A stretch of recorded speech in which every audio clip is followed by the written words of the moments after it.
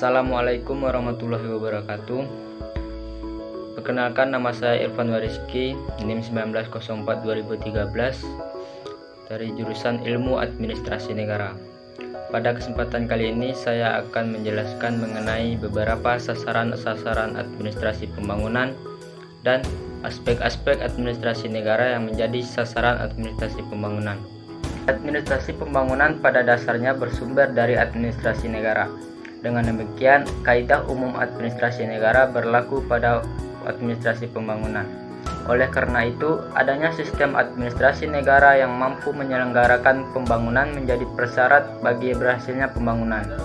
Pada dasarnya, administrasi pembangunan adalah bidang studi yang mempelajari sistem administrasi negara di negara yang sedang membangun serta upaya dan meningkatkan kemampuannya. Hal ini berarti dalam studi dan praktik administrasi pembangunan diperlukan adanya perhatian dan komponen terhadap nilai-nilai yang mendasar dan perlu diwujudkan menjadi dasar etika birokrasi. Administrasi negara sebagai suatu ilmu terus mengalami perkembangan yang dapat dilihat dari teori dan paradigma. Bagi dalam model pemikiran atau peralatan analisis, arah perhatian maupun metodologinya. Dalam konteks tersebut, arah pembangunan ilmu administrasi, khususnya administrasi negara, adalah pengembangan ke arah administrasi pembangunan yang menitik beratkan pada pelaksanaan administrasi di negara-negara yang sedang berkembang.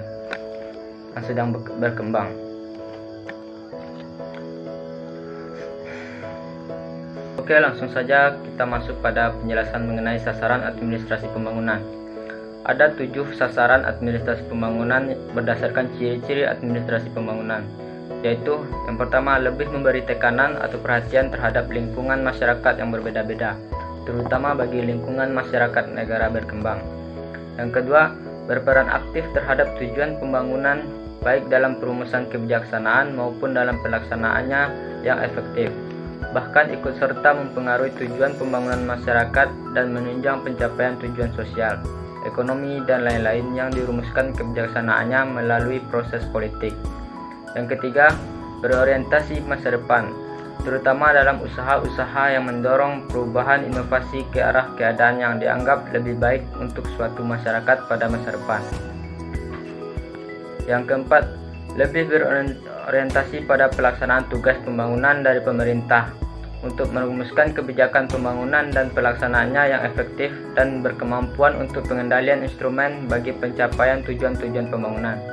Di sini, administrasi pembangunan bersikap sebagai development agent. Yang kelima, mengaitkan diri dengan substansi perumusan kebijaksanaan dan pelaksanaan tujuan pembangunan pada berbagai bidang, seperti ekonomi, sosial, budaya, dan lain-lain, atau isi program-program pembangunan. Yang keenam, yaitu administrator dalam aparatur pemerintah juga sebagai penggerak perubahan. Yang ketujuh, lebih berpendekatan lingkungan yang berorientasi pada kegiatan dan bersifat pemecah masalah.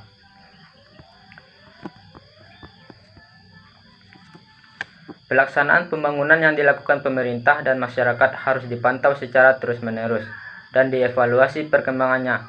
Hal ini dilakukan untuk mengetahui seberapa jauh pembangunan yang telah dilaksanakan dan mengukur hasilnya dengan sasaran yang ingin dicapai. Berdasarkan hasil evaluasi dapat diambil langkah-langkah selanjutnya yang menunjang dan tidak merugikan upaya pembangunan secara keseluruhan. Dengan demikian, tujuan dan sasaran pembangunan secara maksimal dapat tercapai. Adapun pemantauan diperlukan agar pelaksanaan pembangunan yang bergeser dari rencana dapat diketahui secara dini dan diambil langkah-langkah yang sesuai. Pergeseran itu dapat berupa sasaran yang tidak tercapai. Yang kedua, sasaran terlampaui, ada peralihan dari suatu sasaran satu ke sasaran lainnya. Pelaksanaan pembangunan yang tidak sesuai dengan rencana dapat disebabkan oleh hambatan yang tidak diketahui atau diperhitungkan pada waktu perencanaan. Yang kedua, itu perkembangan keadaan yang tidak dapat diantisipasi pada tahap perencanaan, dan realisasi dari perkiraan yang berbeda dari perencanaan atau karena perencanaan yang tidak tepat. Selanjutnya, masuk pada aspek-aspek administrasi negara yang menjadi sasaran administrasi pembangunan. Ada beberapa aspek administrasi negara yang menjadi sasaran administrasi pembangunan, yaitu pengembangan kelembagaan, pengembangan sumber daya manusia, peningkatan kapasitas kerja, dan penumbuhan citra positif, dan budaya organisasi. Sekian penjelasan dari saya mengenai sasaran administrasi pembangunan dan aspek-aspek administrasi negara yang menjadi sasaran administrasi pembangunan. Mohon maaf atas segala kekurangannya. Saya harap kritik dan saran yang membangun dari teman-teman semua. Terlebih dan kurangnya saya sudahi dengan wabillahi taufiq wal hidayah. Wassalamualaikum warahmatullahi wabarakatuh.